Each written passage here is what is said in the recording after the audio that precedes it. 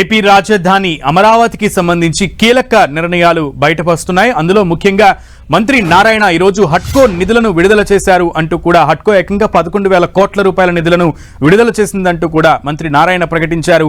ఈ నేపథ్యంలో అమరావతి పనులు మరింత వేగవంతం అయ్యేటువంటి అవకాశం ఉంటుందంటూ కూడా మంత్రి నారాయణ స్పష్టం చేశారు. అమరావతి నిర్మాణానికి హట్కో ద్వారా 11,000 కోట్ల రూపాయల నిధులను అమరావతి నిర్మాణ పనులకు కేటాయించినట్లుగా తెలుస్తోంది సాయం.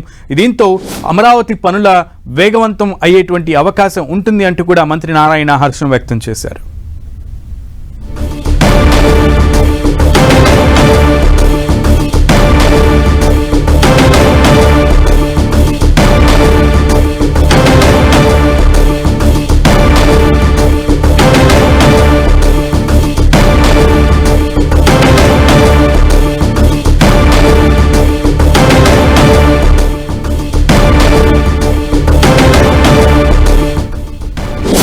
ఏపీ రాజధాని అమరావతిలో పనులకు మరో ముందడుగు పడింది. అమరావతిలో పలు భవనాల నిర్మాణానికి 11,000 కోట్ల రూపాయలు విడుదల చేసేందుకు హట్కో నిర్ణయం తీసుకుంది. ఈ మేరకు మంత్రి నారాయణ తెలిపారు.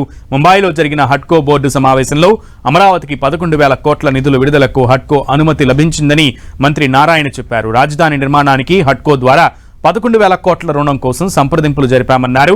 ఈ నిధుల విడుదలకు హట్కో బోర్డు అనుమతి తెలపడంతో అమరావతి పనులు వేగవంతం అవుతాయని మంత్రి నారాయణ ఆశాభావం వ్యక్తం చేశారు.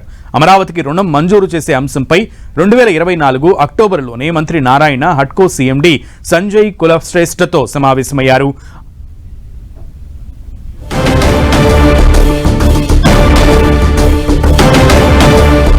రైట్, ఇదొక శుభవార్తగానే చెప్పాలి. అమరావతి నిర్మాణానికి వేగవంతంగా పనులు జరగడానికి మరొక ముందడుగు పడిందని చెప్పాలి. దీనికి సంబంధించి పూర్తి సమాచారం మా ప్రతినిధి విజయ్ చంద్ర అందిస్తారు.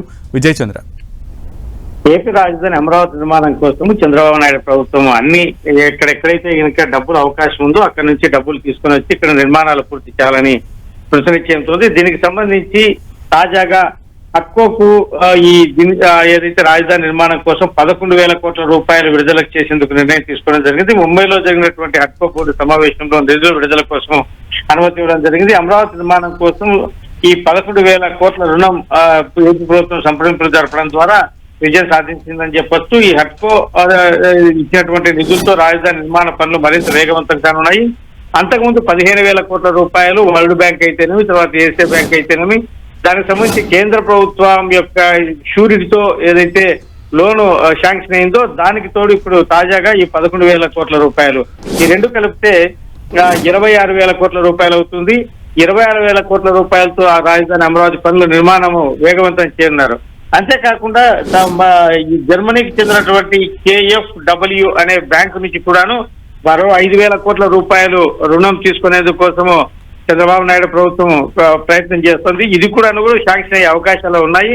ఈ నేపథ్యంలో మొత్తం 31,000 కోట్ల రూపాయలతో రాజధాని పనులు వేగవంతం కానున్నాయి. జనవరిలో ఈ రాజధాని పనుల నిర్మాణం చేపట్టాలనుకున్నా కానీ కొంత నిధుల లేమి కారణంగా కొంచెం వేగం తగ్గిందని చెప్పొచ్చు. ఇప్పుడు ఈ నిధుల ఏదైతే కనుక లోన్స్ వేగవంతంగా అప్రూవల్ అవుతుంది.